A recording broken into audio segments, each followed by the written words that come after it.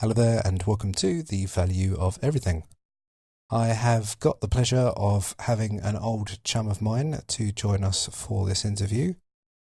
You could say he's a so-called expert in a few of the topics that we're going into today, and I'm sure you're going to have a good little enjoyment of this travel around these topics. So welcome to the show.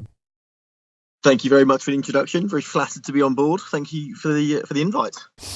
So I'll tell you what, one thing that's always got me in life, and I think we've touched upon these subjects a lot of times, is consumerism. Consumerism is something that it does my head in because of the fact that it just destroys the environment. You're literally just buying for the sake of keeping up with the Joneses. Yet there is some elements of it it does appeal to me. I do like to get the brands which sort of last forever, are just... They don't even need to be sold. It's this, they sell themselves kind of thing. But how would you say the landscape of consumerism is working out today? Is it really fulfilling people, or is it just, I don't know, is it a load of smoke and mirrors? Yeah, it's a good question. I think obviously kind of it's about the consumer, it's about the person, but actually when you think about who's pumping out the material, it's brands, it's companies these days. So successful brand communication and retail and spend and stuff like that, it's all about the brands that are doing it in a subtle way. It's the brands that are making the most amount of money but doing it in a way that looks the most authentic. And it's interesting because consumerism has changed so much, but actually the power has absolutely got back into the hands of the consumer. And everything's at their fingertips now these days. Everything's so much more accessible.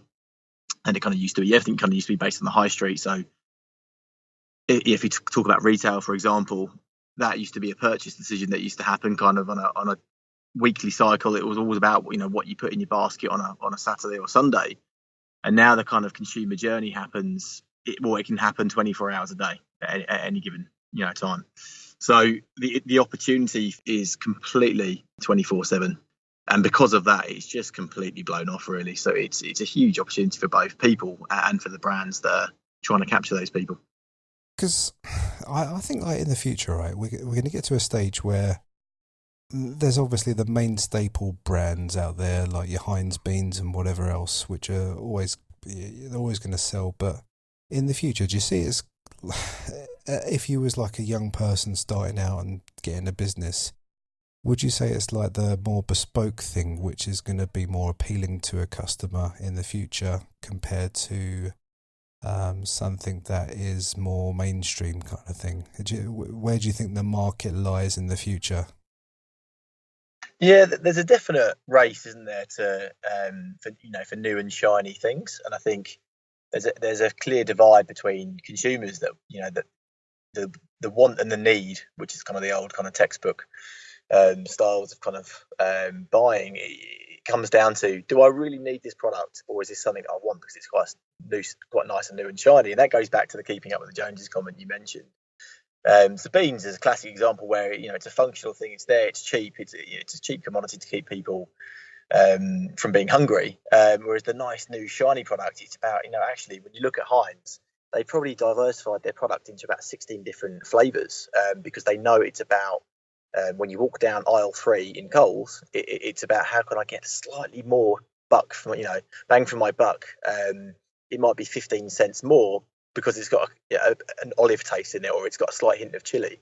So the successful brands are the staple brands like Heinz that still serve the product with a little bit of spice on top, and that you can apply that to almost every single brand that has succeeded in this day and age. They add something to the customer. And give them a range of options, and they're the ones that will kind of survive, I think, moving forward. Yeah, but so I think what I'm trying to say is the somebody who has literally quit their job and they're looking to make a sort of online store kind of thing. They want to bring like goods that are appealing to them and then bring them out to the people and just try and craft a bespoke service to people. I just see because obviously a lot of my interviews is just trying to assist people in thinking how to navigate through the future. You got automation, you've got these massive corporations, and you're just this little guy, and how do you fight against the system and or make your ends find a means to an end in a certain marketplace which has got massive amounts of competition. So the way I see it is potentially you trying to craft something that's more bespoke that appeals to the customer. And something very simple is obviously a retail store, maybe an online store, because you've got a very low overhead in that respect. But then, yeah, just trying to, if you think that you know something that can appeal to the customer in a better way than what a big multinational corporation does, do you see that as a way to navigate, say, if you are that person who's just been made redundant, you need to find a new job, and just trying to get products from China and just trying to create something in that respect? Yeah, no, totally. Yeah. And it's so true. Consumers are funny that they are completely split down the middle between being completely, and this day and age, completely obsessed with paying the least amount of money for a certain product. Yeah, at the same time, they've never spent more money on the most trivial things. And it just goes to show how kind of fickle we are as consumers. We're totally led by what brands are telling us they've got and how good they are, compared to their kind of competition. But yeah, you're right. You kind of look at different retailers and how they do, how they survive. They either go very hard into this is our one or two products, and we sell, we stack them high, we sell them cheap.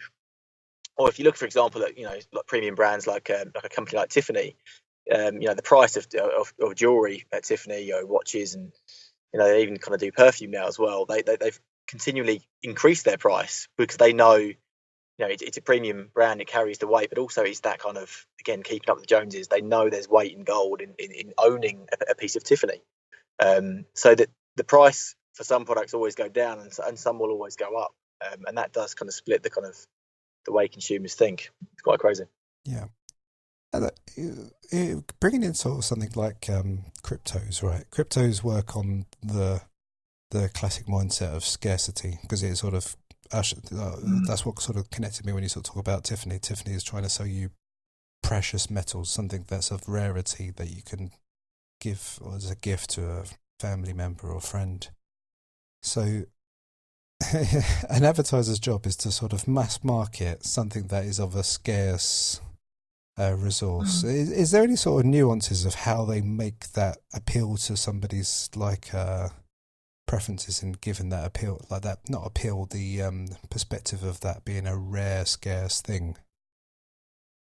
Yeah, there's different ways you can carve it up and analyze it. There's the different types of brands that appeal to different types of consumers. So, for example, if we stick on kind of high end kind of brands like jewelry, cars, houses, they're highly emotive products because they cost a lot of money. So a house that you buy, that's something you save up for years, and your purchase decision based on that is highly emotive. Therefore, the marketing material that's supplied to you should therefore be catered towards a highly emotive state, and it's triggering certain emotions to get you to do certain things.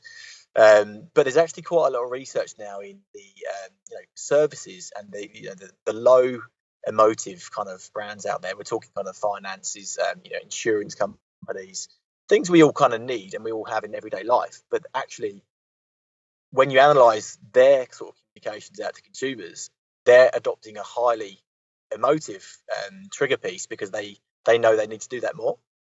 So it's quite an interesting. So when you think about kind of Tiffany, they're appealing to certain times in the year. If it's Mother's Day, you kind of Christmas as well. So it's that kind of seasonality side of kind of reaching the right people at the right time, and that always relatively kind of predictable, but beautiful kind of advertising that they kind of deploy. Whereas finance advertising, they have, if you look at how it's changed over the last 60 years, they've gone from being very rational kind of led pieces of communication that simply state price, facts, your kind of percentage points, how much you might save, highly kind of rational information, to nowadays fulfill your dreams, swung back to isn't the it? emotion. Yeah. So a lot of the imagery you'll see on TV, on outdoor advertising, and you'll hear on the radio, it will focus less on the rational information. It will focus less on the rates, focus less on the stuff we used to be bothered about, and more about kind of making us think about how we perceive ourselves within our own friendships groups, our families and friends, and where we sit in that mix. So they've really got us in they've got us by the ghoulies in the fact that they know exactly how we think these days. We care less about the money we spend, and we care more about our social status and where we sit amongst our peers.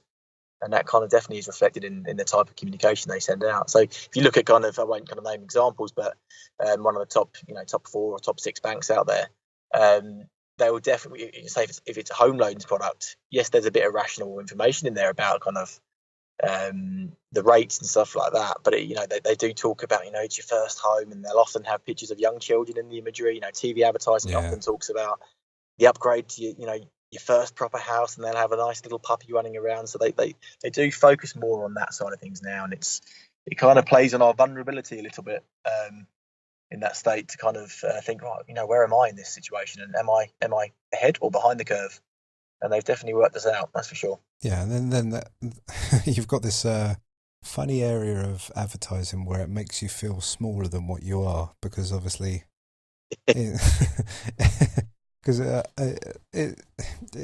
know it sounds like it's like the last thing that somebody ever wants to hear as a company. The company probably doesn't want to belittle the person, but in a strange sense, they sort of say, "Hey, this is the life you should be living. You should be wearing this fashionable jacket and this lovely bag and this beautiful wife," and this gives you this imagery, and then you look upon yourself and say, "Oh, I've got a bit of a gut on me. Oh, I ain't got this. I ain't got that.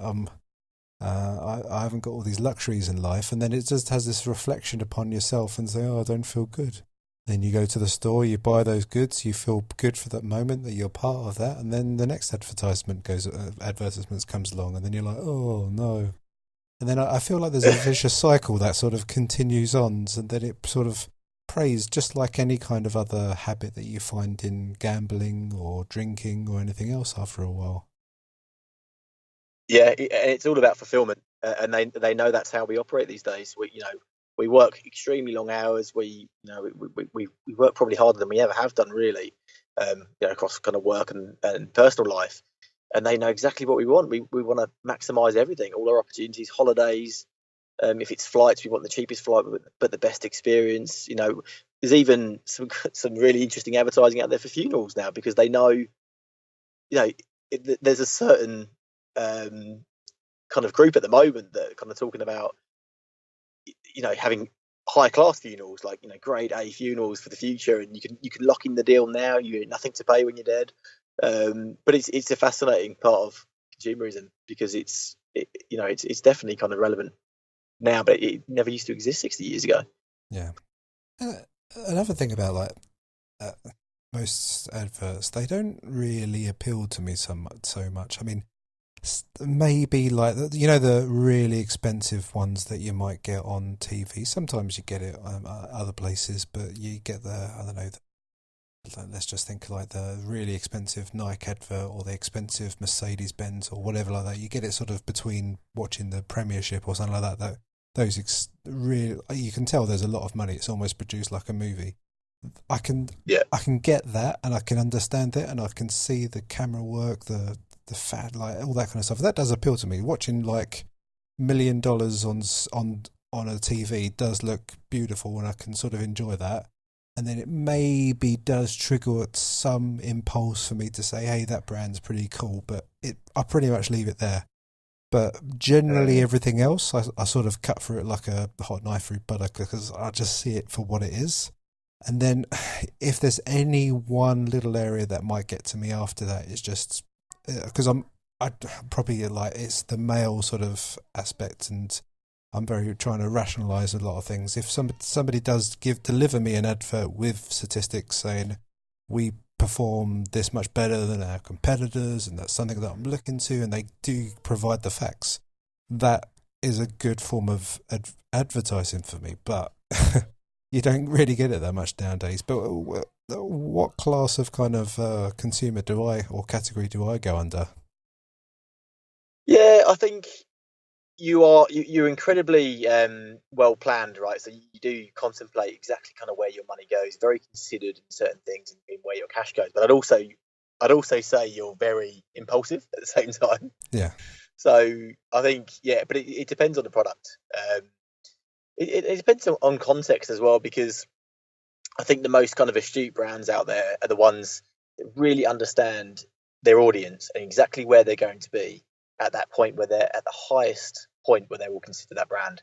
So at that placement, if you're watching a TV ad, it's not just a TV ad, but if it's on certain shows that you're watching, if that show is off brand to you, or your the way your value system, your trust system, you're less likely to believe in the trust and the values of that brand. So there's a lot of research that goes into kind of companies that play their ads, or kind of, if it were radio, TV, press, online, outdoor.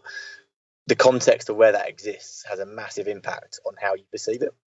Right. So that the impulsive for you, for example, if it's flights, for example, or I'm trying to think of a highly kind of emotional thing. Say if it's buying flight prices to pop overseas, and it might be normally like $2,000. I think you'd be very keen to see if that went down to $1,000. You would remember seeing that, but you'd probably more likely remember seeing it if, say, for example, you saw that in a newspaper article that was alongside like a Fin review or something, because that's a highly trusted document. If it's printed in a newspaper, it's probably going to be pretty accurate.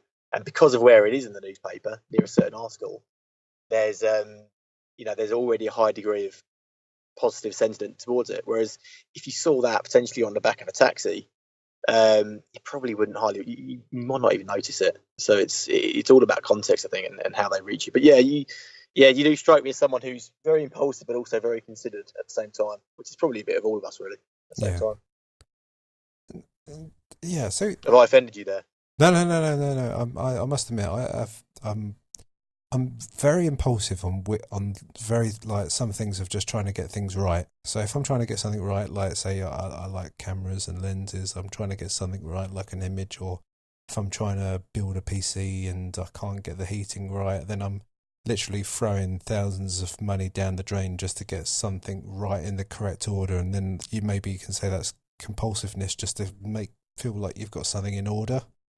And Yeah, and you could also just put a mirror against me and somebody who's buying a expensive bag just to feel like they're putting themselves in order. But yeah, it is the same collector's appeal of making the right collecting things, like collecting cards. I think one of the funniest things I always find is like what appeals to kids and what their triggers are like. So if you think about kids and the collecting cards, when it was maybe not in nowadays, but in when we were kids, collecting cards was always a little bit of an addictive thing to do, and how that would trigger us, and having the complete set is the sort of revered thing to have.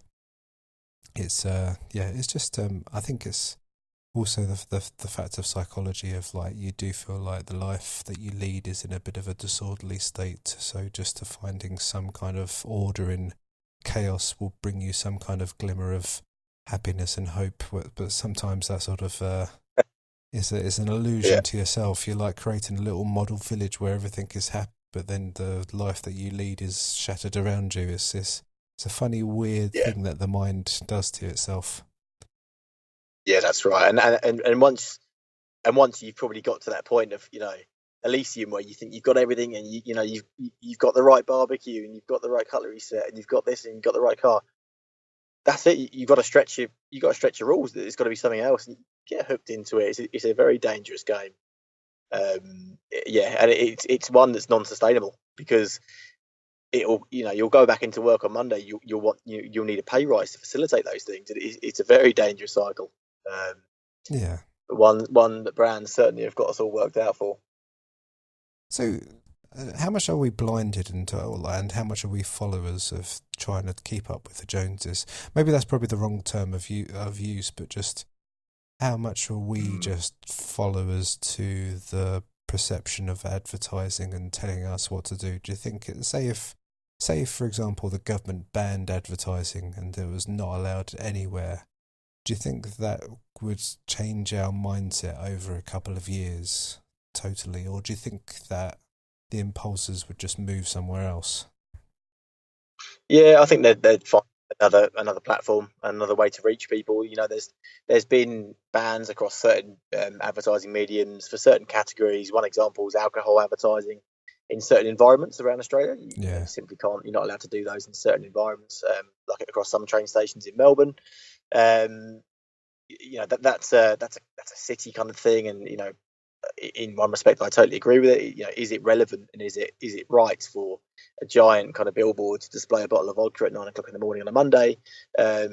Probably not. But kind of there's right times of the day to kind of see that piece of advertising. So there's certain things that are happening that are going into place. How that affects the alcohol industry and the revenue and the economy in that industry, I'm not quite sure what the answer is on that. But again, if we look at Melbourne, Melbourne's one of the highest consumption cities. Well, I think it is number one in terms of proportion versus index versus the population of spend on alcohol versus population. I can't see that going down overnight because of that legislation.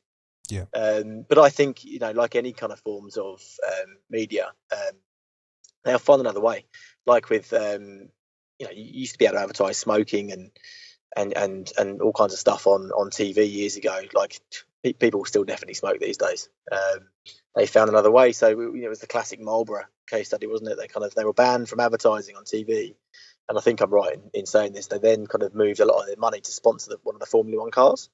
Yeah. Because if you look at an aerial view of a Formula One car, it's almost directly in proportion to a cigarette packet. So Yeah. they just simply put the red and white Marlboro packet colours on the car, and then you've got a fag packet flying around at 180 k's an hour. So there's a great piece of advertising and resilience from a brand. But there's some good examples there. I don't think, brands will always find a way. There's some very clever people that work in these industries. I think the key for those guys is making it more personal and connected to the consumer on a one-on-one basis. That they're the ones that are probably going to see the results in the next 10 years because it's all about personalization. Yeah. Probably the next kind of 10 to 20 years, I'd say. And to your point on, and you kind of mentioned automation, kind of machine learning and artificial intelligence, that there's a huge play for brands, in the next 50 years plus in that respect. And that's probably where I'd say a lot of the investment's going to go from an infrastructure point of view is understanding people and the way they move, but also kind of how to reach people based on automation, which is quite an exciting area. Yeah. Well, that sort of scares me as well because with some of the big companies, I can't remember who exactly it is who's mentioned this, but they say we want to get ourselves to a position where we know what the customer wants before they do. How do you feel about that?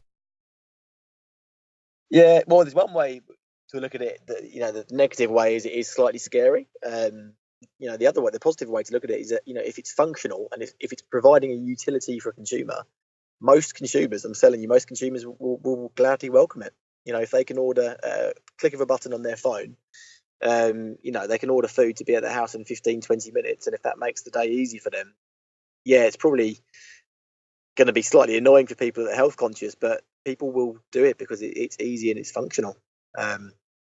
So it comes down to the individual, I think, in those kind of ethical questions about security. Do I want that brand to understand me on a deeper level? But I don't think a lot of them are doing it really on a one-on-one granular level. There's plenty of algorithms out there that are painting a story, and that they can take averages that kind of it's by postcode or by suburb, that kind of stuff.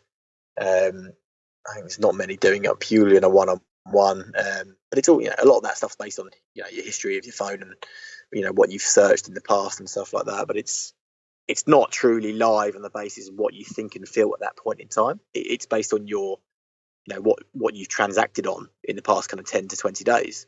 That's probably no correlation with how what you want to do in the next 24 hours necessarily. So there's a big jump to do in terms of actually what we want and how we think and feel at that live moment. That's probably the next jump.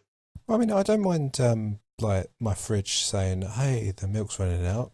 Get some more milk in." That's great. That's a wonderful thing. I like things to replace themselves and not perish and have everything in order just to use whenever I wanted to. But I guess the main thing is just, I know you could never say all of your own thoughts are your own because it's a culmination of inputs and outputs of society and culture and history that's given you your own thoughts. But it does come to a certain point when you're you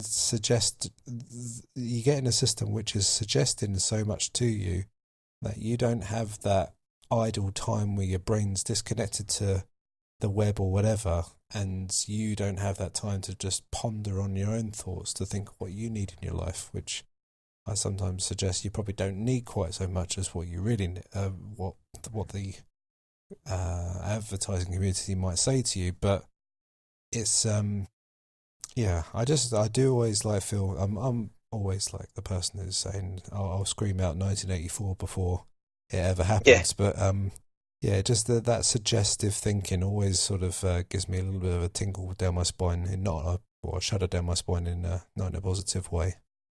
I know what you mean. Like we definitely want to have.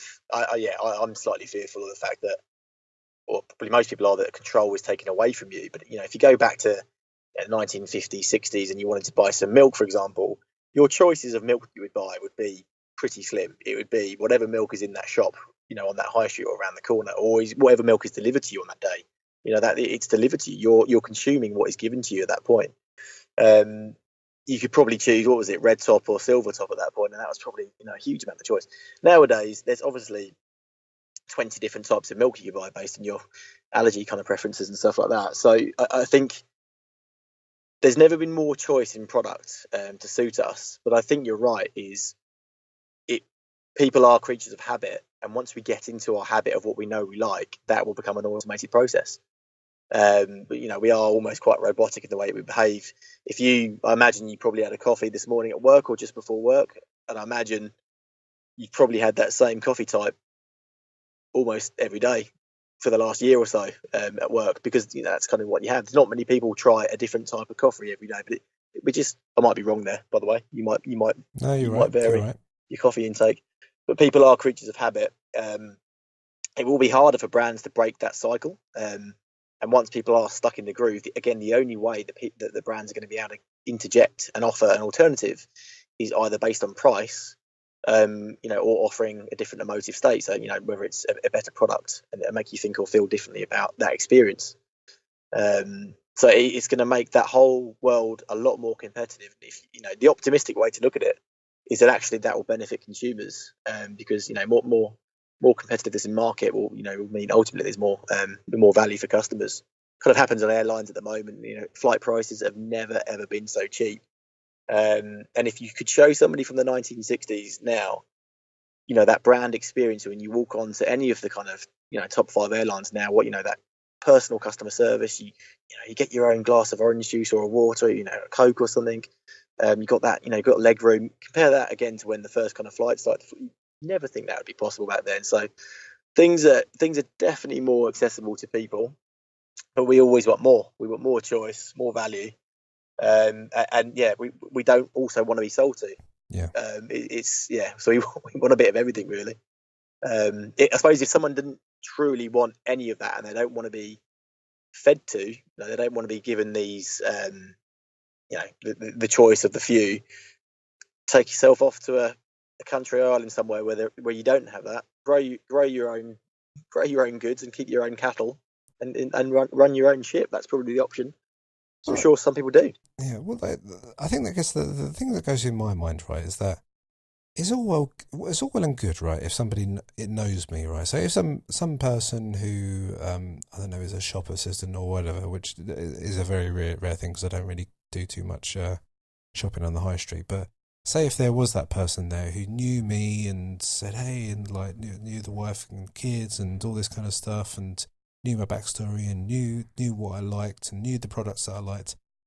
Yeah, that's fantastic. I think that's a brilliant salesperson, and that is somebody that should be revered. But it's just when it's like it's this big blank corporation that's using this algorithm and says, these are the things that he likes. Let's just formulate a calculation and provide it to him. It just sort of I know it sounds very weak, but it loses the personal touch in a sense. Even though they're personalising, it's all the most. It sort of gives me the opposite feeling after a while. Yeah, I know what you mean. Like if if you have a personal assistant that is a great guy or lady that welcomes you on a Monday. How was your weekend? And Yeah, would you like your same coffee that you had that you have every day? That's a bit different to a computer serving you that same information. So that whole the whole personal assistant technology kind of world that's obviously kind of booming at the moment because it's people want that quick experience at the moment. But I think you're right. There is a real danger that it will escalate into a non-human kind of transaction. But genuinely speaking, my view is on that basis that there will be a lot of very clever brands that it will go full cycle and actually, obviously there'll be lots of cost savings with automation and machine learning and all that kind of stuff. But the clever brands will be the ones that bring it back down to that human experience, that yeah, one-on-one true transaction type of, just a guy buying some coffee from his coffee shop owner. It doesn't need to be from a machine. yeah. It's almost So like it'll go full cycle again until that point where that person wants it cheaper and faster somewhere else, and largely on that basis, they're willing to compromise. yeah. That's kind of what's happening right now. Yeah, I think there's a natural sort of balance to things and an order to things. So, like, say, if, for example, people really appreciate the fact that you can get fast food and all that kind of stuff, and then it'll just revolt and how people like more of these restauranty kind of like Yeah, these posh hamburger stores. Got a little bit more of a restaurant appeal rather than you just sitting on a hard seat. And then it goes back, and then there's an ebb and flow to things. So corporations think, this is a great idea. We'll really know the customer on an automated level, and then it'll just go too computerized, too many automated email, like spam and all that kind of stuff. And then it's gone yeah, too way yeah, far in one direction to go, we've lost sense of our customer, and then it's got to go back to the other direction of personal touches and all that kind of stuff. So there is this there's this flow, and it sort of you feel like things are going in one direction, but there's a natural sort of balance and order that will it's like a magnet that will pull it back to its meaning in the end. That's the way yeah. I feel. agree. Yeah, I totally. It's interesting. You got that kind of that. I don't know why I keep talking about coffees because it's such a big kind of industry in, Maybe in, you in need this one. country. But there's the app, the Hey You app, where you can pre-order your coffee. You might save 3 minutes by pre-ordering on your app. Yeah, You don't need to have that awkward conversation with the coffee guy behind the counter. How was your weekend? Yeah, it was great, same as last weekend. All that kind of stuff. You avoid the chit chat, but you still get the same coffee. At some point, that will reverberate back again to that personal touch, and it'll be right. Let's spend more money on the customer experience and improve that. That window where they're waiting for their coffee again. So, yeah, I think where it will change in the future, and to your point, where I think you personally you won't accept this, which a lot of people won't around the world. When machine learning and when kind of artificial intelligence can read your sleep patterns, and that feeds into your phone, which is often kind of possible now. Then it's already ordered your coffee because it knows you didn't have a very good night's sleep last night, so it knows that you've only had 4 hours sleep last night. Therefore, I'm ordering you that second shot of coffee. yeah, I think at that point, obviously, that's very helpful and probably accurate, but it takes the choice out of your out of your head. But what it probably doesn't know is that you might want to get some more sleep that night because you've got a long weekend ahead or something. So it will never know the full picture, and that's the unique thing about the human brain and how we operate is we've got millions of things going on in our head at any given point. The whole machine learning thing won't ever get to that point where it's fully truly helpful. yeah, It will get close, but it will never get to that point, and yeah. we're always going to be in control, and that's kind of why we flourished as a human race. Yeah, well, like everyone says, you look at automation; it's really getting far. But I tell you, one of the things that it can't quite get, and it's unique in a way, and it's sometimes I've got like a few friends who can suggest music to me, and they're like, "Listen to this song," and I'm like, yes, I really like it. Now, on song suggestions with AI, like I know you can use Pandora and stuff like that, you get something that sounds similar, but it's not a generally good song, or it doesn't Mm, jump out at you and stuff like that. So you do see how the human mind, it goes without question that the human mind is always going to understand a human on a yeah, deeper level than whatever fact machine is spat out from its compiling of data. So yeah, Yeah, that's very, and that's the difference in the types of machine learning and AI there is now. There's the two different distinctions. There's the weak AI, which is the if this then that rule, which is basically kind of your computer based kind of algorithms, which is pretty kind of been around for a long time. The strong AI is you put in, you're adding in those cognitive functions, which is your value sets and your emotions, and that's something that there's a hell of a lot of research going into that area now, but they are they're, in my opinion, they're years away, they're decades away from getting anywhere close to yeah, having a system or robotics which tackles both, and yeah. that's kind of what separates us. I That think separates us to them, yeah. the robots. Well, this is why I think like sometimes people will go, okay, like oh, if you think about the kids learning in school today, that maybe they're trying to learn, I don't know, things like mathematics and stuff. But then I think to myself, well, okay, like even computer programming and stuff like that. I'm thinking to myself, a lot of that computer programming and anything that's something that's very well, like script based, where if that, do this, do that, and stuff like that, and mathematics does sort of go to that orderly method, is going to be automated. That area, that arena is going to be automated. However, the interpersonal relations, the connections, those kind of things, appealing to knowing the customer, is going to be the things that do survive a lot more and is going to be required in the future. Yeah, I totally agree. And Yeah, it brings and there's yeah, that those, and I go back to my point earlier. If there are these rule based systems that are in place, if they're there to benefit us and to help us and to make our days better and to make us happier, great. I'm all for that. If it's so obvious that a company's trying to make a buck from it, we as consumers and as humans are very kind of savvy to this now, and we're there's a lot of research that says we're less likely to continue with a purchase if we can see through all that kind of that BS. yeah, An example is there's the I'm sure it's in Tokyo where there's some pretty cool kind of technology which links to people's phones. So when you go on the subway, obviously they've got an overcrowding issue on the trains. They're kind of trialing or have been trialing this technology where if you've kind of signed up to the app and you've got kind of you're connected to the data from the trains, there's almost like giant weighing scales on each track, on each tube. If you can imagine, there's like a tube with 8 tracks. A tube with 8 carriages. But you're legging it down the stairs. You're late for the office. You've got to get on, but you don't want that awkward situation where you're getting on the wrong one, and they've got to try and herd you on like cattle. But your phone will already tell you as you're on your way down, running down quickly, which is the carriage that is got the least amount of people, because it's done by weight, because they've got giant weighing scales on it. So that in an instant is highly kind of helpful, and it's probably going to save about 5 to 10 seconds of awkwardness and stress in your life. Now, brands are sponsoring things like that, powered by brand X or powered by brand Y. yeah. That's a very subtle way to get that brand message and that brand values across. It doesn't need to be related to the product they sell.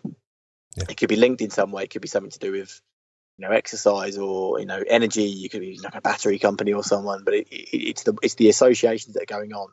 But I do believe that there's going to be this big correlation in big companies that are doing good stuff like that and benefiting people, rather than just the old traditional form of here's the price, buy this. That's going to be a big shift in the future, and that's where I think automation is going to play a big role. And we'll actually kind of I'm actually fairly kind of open to that kind of idea. Yeah.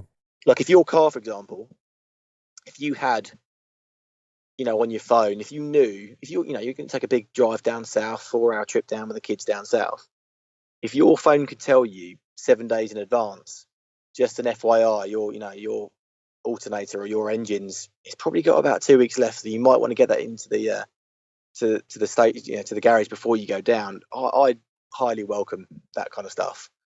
Whereas taking the risk and it crashing kind of on the way down. So I think it's the brands that jump on stuff like that will be very, very smart.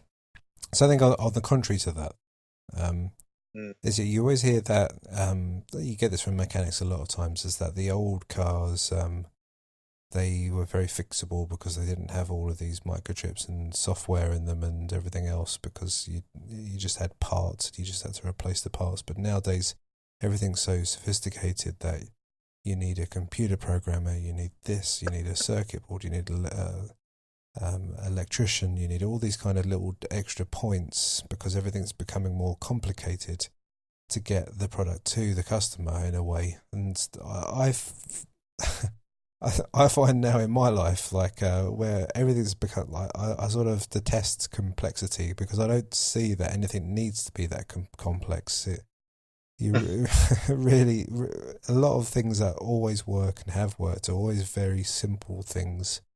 And then it's just you get to a point where there's so much, like, you know, you think if you was going to buy a brand new car today, in the old days, say like 50 years ago, you got a situation where a man would know how to replace parts, do all this other stuff and everything like that. Nowadays, nobody knows anything, and you just like this. You just go down to drive your car into the garage, and you just hope and pray that he doesn't do a number on you because you just have to accept it. Oh, sir, that's $2,000. Oh, okay, then here you go. How would you know any different? It's like you're up at the gods. But compared to in the old days, everything was known, everything was assured. There's just an easier sort of system of life. Obviously, there's some people that wouldn't have a clue, but generally, a lot of people in the old days have a bit more of a clue of what's going on. Nowadays, it's all lost to this intense complexity of things that don't necessarily need to be there. I mean, okay, it's all well and good having like a computer in there to tell the emissions of the machine and if some little part needs to be replaced, but I don't know, generally, does things really need to be that complicated? It makes a noise if it needs to be replaced. It falls off it if it needs to be replaced. Yeah, there's a lot of disposable junk out there in the world because there's so many new parts and things that, you know, the average Joe doesn't have a clue how to fix it, so they just throw it away and buy a new one. Again, that, you know, mass commoditization of stuff. If you go into your local supermarket, they've probably got most things to replace things that you need, apart from your car. But, you know, you can buy a lamp if your lamp breaks and you don't know how to fix the bulb or the electronics. You just go and buy a new lamp for $20. Whereas I think, you know, dads and dad's generations, they would get the screwdriver out and get, you know, and unplug the fuse box and have a look and really investigate. And you know, and there's something to be said in that. There's a lot of fulfillment in doing that and fixing your own stuff and saving $20. Yeah. That's definitely part of our generation that I think we've lost out on, and certainly our children's generation that they'll continue to lose out on, is that ability to fix stuff. So even if you're just like nowadays, I mean, there's not much already replacing this house, but sometimes like the kitchen doors fall off and they got that funny thing that pulls out. So I sometimes I put it together again and put the screw in there, and then I feel like I know it sounds like the most insignificant thing, but you feel like you've achieved something if you repair something in the house. Nowadays, everything's so complicated that you can't really repair anything, so you just walk around like a dunce. It's like the modern world has made you into some person who feels incomplete and a dunce and has no real connection in the outside world or community. It's a weird trip that the man has taken in these 50 years. We've devolved, which is a theory. Men are devolving. I've never felt more like a man than when I fixed my radiator a few years ago. Obviously, I had to watch YouTube about 1,000 times to see how it was done. You know, it was a 4-hour process, but I've never felt more fulfilled about doing something in my life. I was so happy to get something done. But yeah, you know, particularly kind of men, but, you know, people are just we're losing our hard skills to do stuff. We're gaining so many soft skills to do certain things, but we are losing those kind of real abilities to fix stuff and, you know, change his tire and all that kind of stuff. If there was an apocalypse or, you know, a comet that crashed into Earth next week, you know, and we all had to kind of jump in the cars and fix them and all that kind of stuff, we'd all be screwed because a lot of us wouldn't know how to do it. We'd all jump on, you know, Uber and try and jump in the same car. We'd all jump on AirTask and say, hey, can somebody come and fix the comet that's just landed in my garden? There's a lot to be said for, this is going quite deep, the uprising of nations that have a high population swing in kind of rural areas, because they are heavily kind of skilled in certain areas. They've got a high motivation and demand to learn skills all the time and work and all that kind of stuff.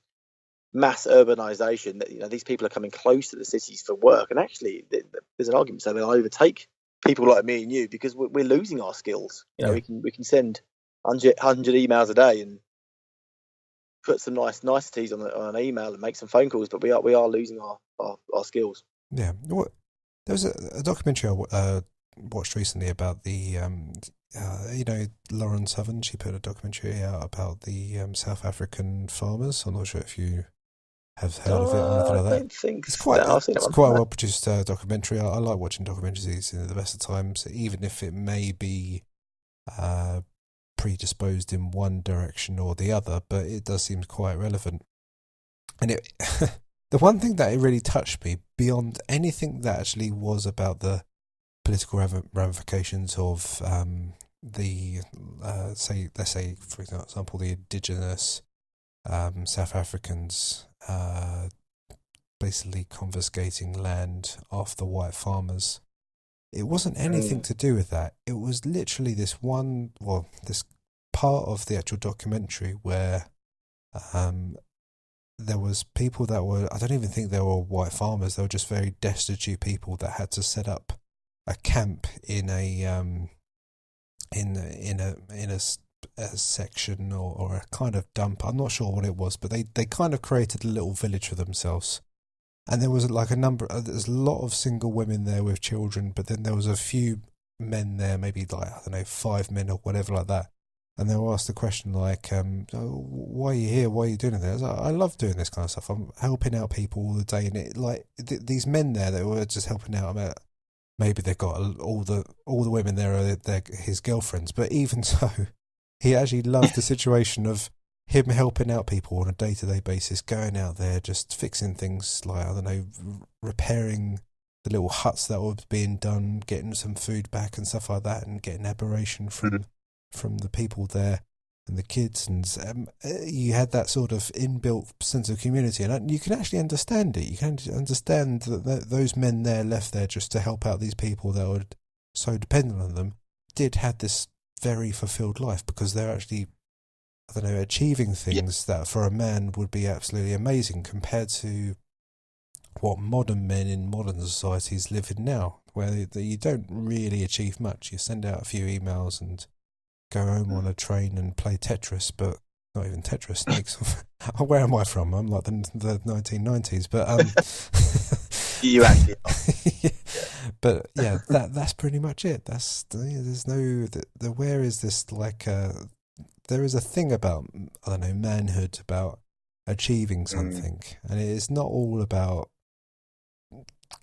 competition and competitive nature. It's about just achieving things, getting things done, succeeding. No, And you all that kind nailed of it. stuff. Ed. The humility side of things is something we kind of we do lack. But if you look at kind of, I don't know if you follow any kind of high profile people like CEOs and the likes on social media, that a lot of them talk about this kind of idea of gratitude and giving back to society.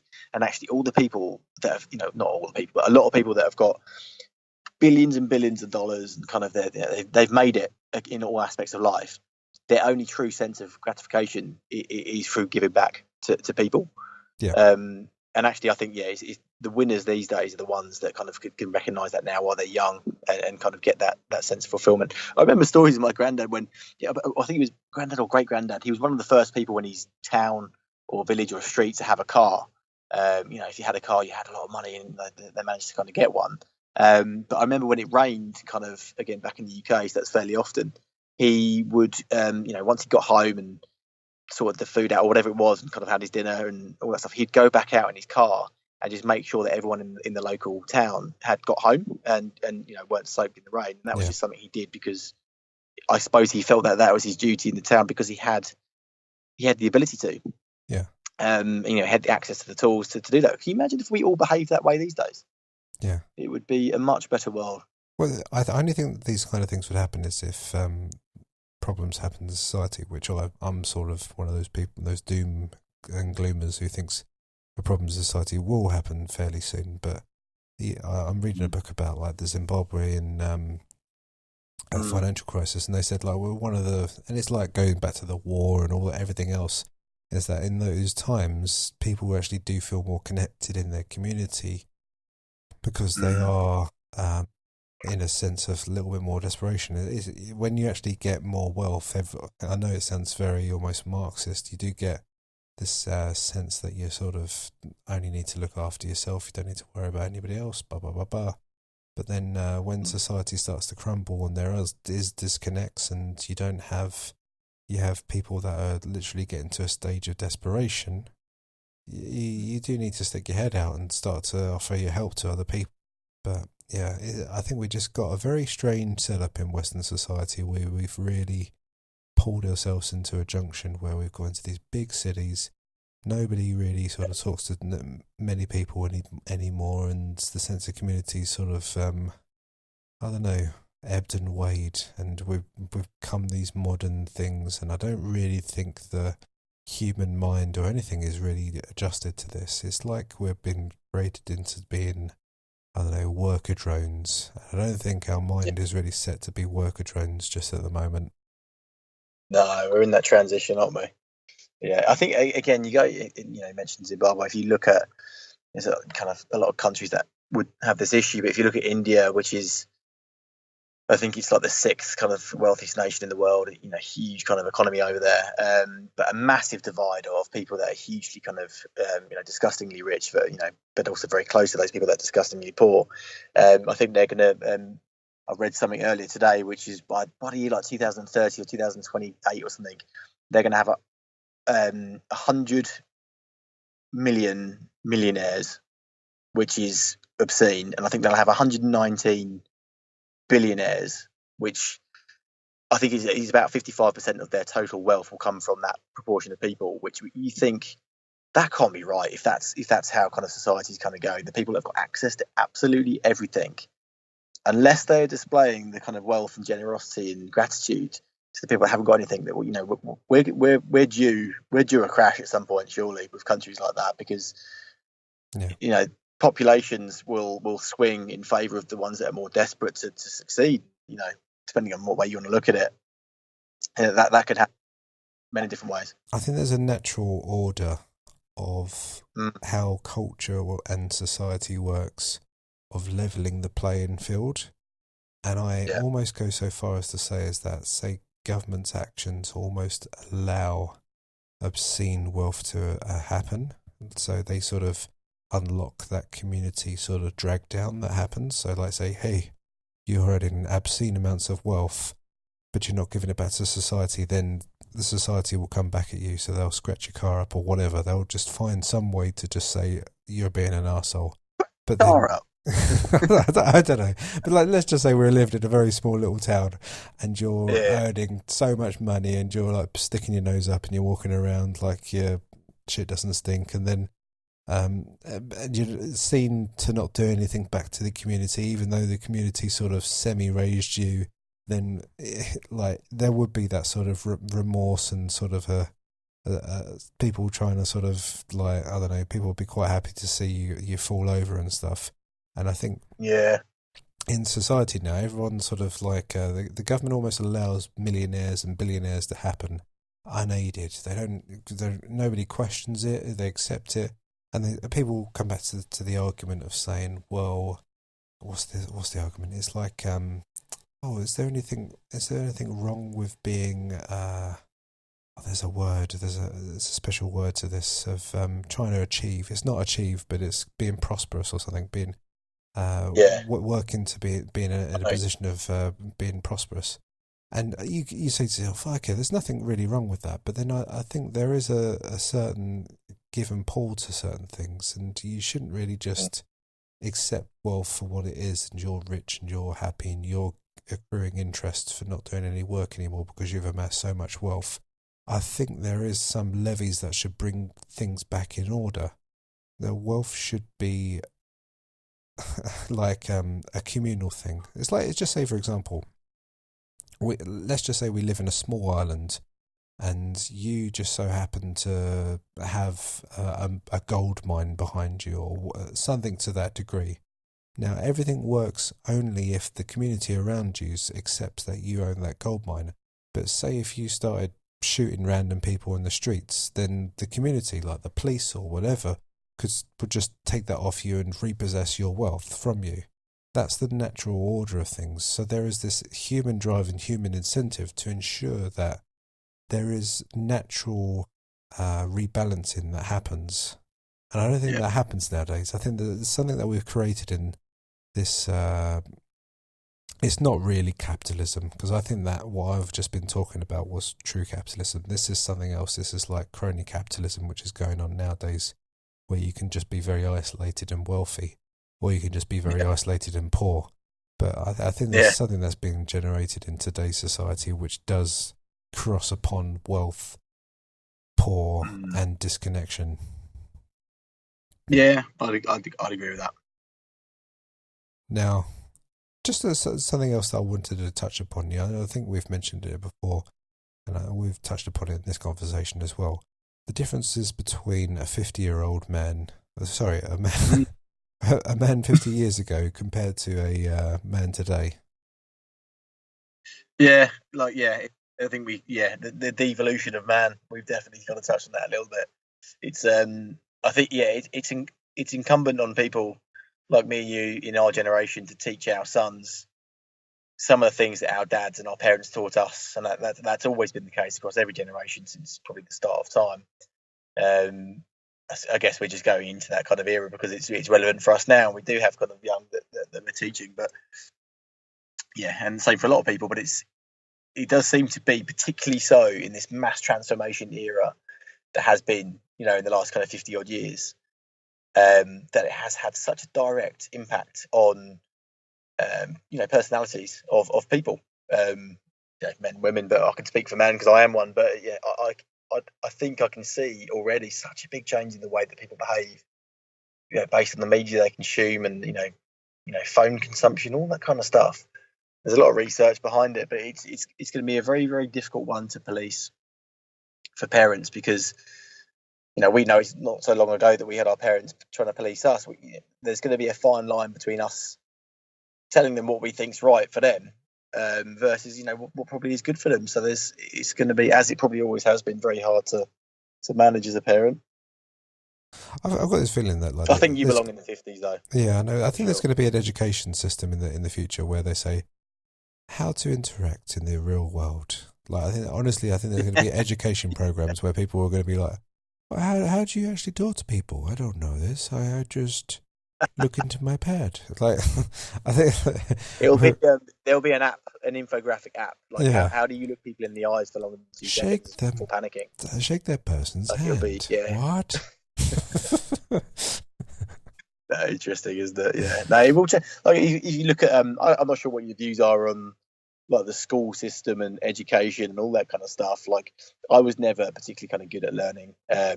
Full stop. No, learning in closed environments with set structures and exams and stuff like that. I always learn things much better kind of in open environments and Yeah, I don't. change of stimuli, all that kind of stuff. It's indoctrination So camps. I've got a huge viewpoint on the education system has a massive role to play in how our young are going to behave in the future. Yeah, well, so I went through the education system, and it's a lot of indoctrination. You'll learn the curriculum. The curriculum is a buzzword, and that buzzword is you must learn this certain information. And if you don't learn it well, then we're going to downgrade you. And you must do all these things in order to be the good worker bee, and you must salute the masters, which are the teachers, and be the best, work to your best of the ability to your teacher, and agree and be complicit to the teacher, and then you get the good grades. But I know, look at my mind, it's like the total opposite of always thinking that. If somebody tells me something, I'm going to try and think of the opposite argument instantly. And that sort of puts me in conflict with the entire schooling system, because I just want to say, but it doesn't quite work out that way. But then obviously my grades just got smashed, and then I'm just made quieter and quieter, and I've never been good at like the English side of things anyway, so it just sort of made you give this impression of like, oh, well, maybe just I'm not good in the head, maybe there's something wrong with me, this world isn't sort of designed for me. But then that generally isn't the case. You're probably the world that you experience is probably shared with most other people as well, and it's just that you want, until you get to the end of the education system, and then I don't know, you like a documentary, like thinking about something, and you read a book and you write a note and stuff like that, And then you think to yourself, well, hold on a minute here. And then I don't know, somebody brings up something in a conversation and you retort it. And somebody, I don't know, feels impressed with your presence or whatever. Then you realise hold on a minute here. I've been put through a system which I thought was education, but it isn't education. And I've only just started to educate myself in the last couple of years.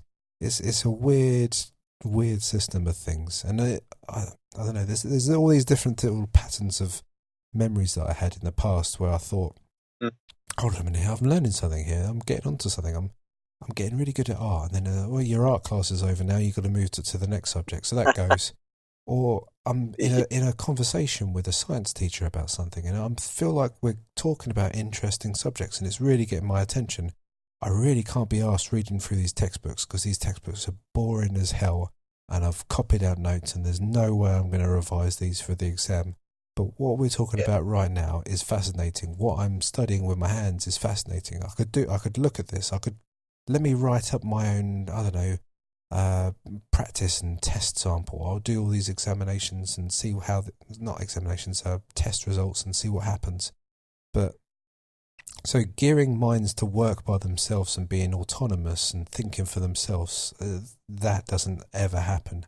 I think that should be the basis of education, but it's never taught because it's the Prussian schooling system to create the worker bee or the army soldier. It doesn't do anything for across any level, for the A-star students down to the F students. No, none of them feel confident about their next steps because they're always taught for more. Yeah. You're right. It's structure based, and if the bell goes and that's it, you got to stop doing that. You got to do something else now. It's not. Yeah, it's definitely not designed to kind of work. And I think if they can crack that in the next 10 years, our kids have got a very good chance at actually kind of not turning into robots glued to their phones all the times, like we are now. Yeah. But yeah, I think that plays a big role in that kind of challenge. I always think like the grade A student it's a bit of a curse in a way. Now that I would have loved to have passed with flying grades, but you've just basically cemented your life to being an employee to a corporation, and I mean, maybe it's a good thing, but I always think that there's two elements. You hear this a lot in the world. That you get people that are worldly wise or street smart or whatever, and then you got the academic or intelligence. And I think in some ways, it's fantastic for your brain to be academic and sort of appeal to the teachers and the examiners and everything else, and to get those marks. But you confine yourself into a degree in which you. I'd like to say, for example, we're going to come into this next phase of a business cycle. I feel like the next phase of this business cycle is going to put upon us a lot of stress. There's going to be a lot of hardships, a lot of woes. And if, say, for example, that grade A student has always worked for the employee as the employer, and they've passed the exams, and they're just being complicit, and they're working more hours than they've ever worked before, they must be thinking to themselves, what the heck am I doing here? But they're just still working on. They think, oh, well, I've got the grades, I've got to just keep on working. And then all of a sudden, they're going to find themselves unemployed for no apparent reason at all, just because of an economic session. But they haven't looked at the big picture of what the hell's going on around them. They just thought, got to get the grades, get this next step, work for a good company, do this, do that, do the things that society tells you what to do. And then all of a sudden, you're going to get yourself burnt. And then somebody like me, who just gets a slap around the face and says you're pretty much worthless, I'm sort of doing everything the opposite way around. And then I'm finding a little bit more of a route in the world, and then I'm thinking, okay, well, maybe I'm not academically perfect by any means. I'd be the first one to say that, but there does seem to be little things where I talk about things to people and they're like, what planet are you from? I don't even know what you're talking about after half the time. And I'm thinking, okay, but this stuff is really useful. Like a lot of the stuff that I've been taught in schools I'm never going to mention ever again. But this stuff is very relevant. It's happening in the news.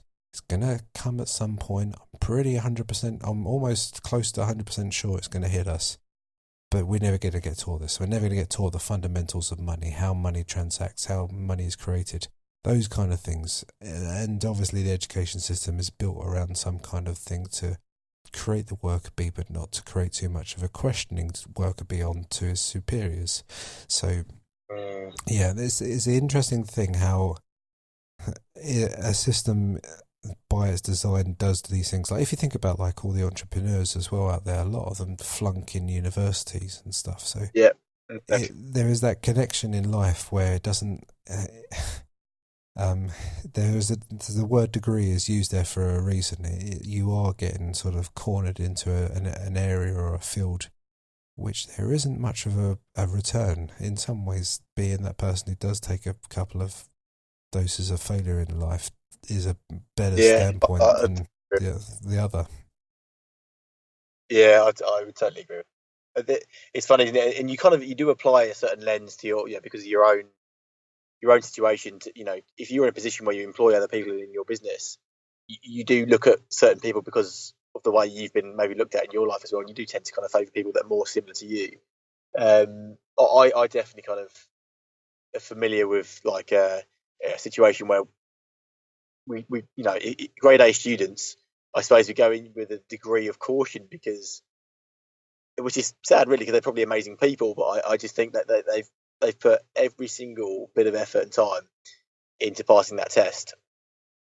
That fantastic, well done, good for them. What have they lost in that process? Yeah. Whereas I think in kind of a slightly sinister way of looking at it, if someone who's got a C, like someone who's just about kind of scraped through, it's a pass. It's not it's not an amazing pass. It's not a fail. They're an incredibly efficient time user because they've probably had some good fun. They've probably just about maximised the amount of playtime out in the playground, kicking the ball or kind of going out with their friends and stuff. But they've just managed to do just enough to kind of get through. And I think that's probably someone that if you look at business, obviously you want someone that's a high achiever and passionate, but you want someone who's a people person largely and can balance the realities of life and be able to kind of control things when it gets hard, resilience, kind of act when it's tough, but also just about kind of get through. No one likes a high achiever, surely. It puts us all to shame anyway. I mean, don't get me wrong. Makes us look bad. There are those positions in society where you do need like a highly academic mind, I don't know, to be a scientist or something, or a mathematician. Okay, yeah, I can understand that. But in general, in life and life experience and how, generally to be productive people and managing things and interpersonal relationships and all those kind of things, yeah, no, you don't really need to be like kicking arse in terms of the academic department, but you do obviously need to be, I don't know, making it to work on time, talking to people, learning things, having that switch in the back of your mind that's still trying to learn things is always one of the most important things, and having a love for knowledge rather than just sort of never reading anything and just getting yourself hooked into playing, I don't know, instant gratification computer games on your mobile and stuff. So I think that's where I would stand on it. Yeah, I think you're right. Particularly if you look at doctors and the medical world, there's such a high degree of risk involved. The margin for risk is massive and so important. If they get something wrong, that's life or death. You'd absolutely hope that person that spent all those years training and learning, medicine, that's an incredible use of time. And thank God we've got those very, very clever people that are doing that. From what I've been kind of reading on artificial intelligence and augmented reality and all that kind of stuff, there's a definite kind of leap again coming full circle on that topic. Is they do believe there will be a big jump into that world, from machine learning and a human doctor, as incredibly skilled as they are, they're never going to be able to remember every single possible combination of drugs that you can't have over drugs, over drugs, over drugs. So when a patient comes in with, they've already had a concoction of drugs, but they can't give them X, Y, and Z, there's always going to be a degree of risk involved in their decision-making process. Now that's where computers, there is a finite amount of knowledge you can apply to that. So a computer will be able to learn and correctly display and tell you exactly what correct medicine you should take based on the other 15 different medicines they've already got in their bloodstream, with zero risk involved based on kind of what we know about medicine now. So that's fantastic. I think where, again, going back to kind of the human side of things, we will always need doctors to be doctors because they're also incredibly human people and they can do what they do whilst delivering it with a smile and make you feel confident and trusted and safe. Whereas a robot's not going to be able to do that. So they're incredibly kind of skilled people going to kind of study to be doctors and nurses and all the rest of it. I've got a slight sinister view of the medical profession, though. I do feel like I just think the medical profession is a little bit of a scam because if you think about it, like the drug system is like I know obviously everything takes time and research and all that kind of stuff, but majority of the drugs on a material level are next to nothing. You're looking at literally $1 or even less for a pill, and then if you think about it, if you think about the diagnosis and those kind of elements, they've gone through 8 years of diagnosis training, all that kind of stuff. Where I can look on the internet, I'm pretty sure that I'm as good as the most doctors when it comes to diagnosing myself or my kids. And literally every time I'm getting it right. And then you think to yourself, okay, they've gone through 8 hours, like, I don't know, 10 years of training, whatever, all that kind of stuff. And then they come to the end and then they can charge this high bill. And if you think about how the medical profession has set up these systems where they've got to go through 8 years of training, I doubt you need to go through 8 years of training just to be a local doctor and stuff like that. I've got a very sinister sort of view and picture of how the medical profession can work. I think you could probably just split it up into so many different factions, and I think you should have a lot more practicing people. It's just in the old days there was like a few, like, you know, if you think about the Victorian times, there was people that were just literally I don't know, chopping off arms for no reason, and they were getting a few things wrong. Yeah. And obviously that's understandable, but I think if you really did try to open up a free market of people trying to practice on people and trying different things, and I know everybody has to stick close to a certain line and degree of what the medical science shows, but I think there are, even, you know, where I talk about degrees and never education, I still think there's elements of where different types of medicine can be used and different types of dealing with problems be better than just going by the direct medical route. And there is, I think there's reasons and proofs to actually show that as well, because if you think about how it's a medical science-based system, and the medical science-based systems always get counter views and changes of opinions throughout time.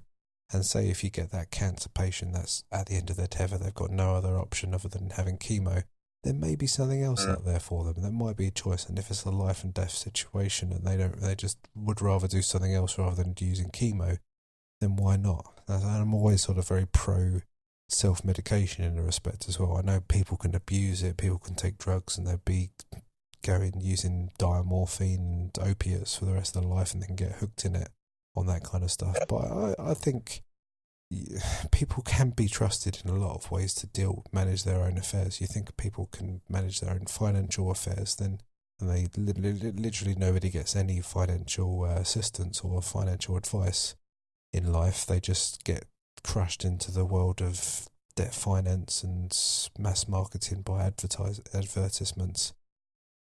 Yet a lot of people are going to be a lot more clued up when it comes to health and stuff like that. I don't see why people can't be allowed to self-medicate and self-diagnose a little bit more. Yeah, I'd agree with that.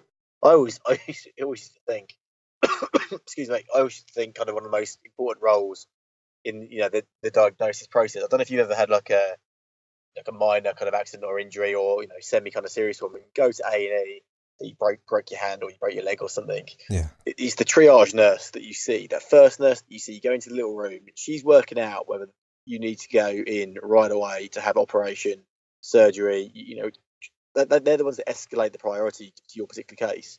So that's a huge kind of high risk kind of job there, because if they get that wrong, it's on them in that respect. yeah. But I think you're right with the kind of, and I think the reason why you might have a sinister kind of viewpoint on the particularly kind of GPs is because if you think about people that book in doctor's appointments, you know, it might be 2 or 3 days time. It's clearly not going to be a mega urgent case, is it? You know, the limbs aren't hanging off. It's going to be something that they've got a couple of grumbles, you know, on the whole, and they want to go and get it looked at. So it's probably not life threatening. Let's hope not. So when they go to the GP, the chances are they're going to go, yeah, you probably need to get that looked at. Go and get an X-ray. So that there's quite a low degree of risk until you get medication involved and stuff like that. where the risk is quite high, but then they can just delegate to someone else. Yeah. Whereas those triage nurses, they're legends. I've seen them kind of in action there. They can make those decisions within about 10 seconds, whether you're on the way out in the next 10 minutes or whether you just got cramp in your toes. And there was another thing Quite I brilliant. remember, like there was like I think it was one of the I can't remember the name of the war, but it was one of the British wars in Russia, and maybe even the Napoleonic Wars. But there used to be a time where the surgeons on the battlefield were so good at amputations that like they could do it literally in under like this is just working off some really random memory, but like literally in a minute's time or something, they could perform a full leg amputation and stuff. So they're getting so good at that kind of fact. But if you think about it, the medical training they would have had in those days would take would be next to nothing in initially. Maybe they might just do a couple of amputations on a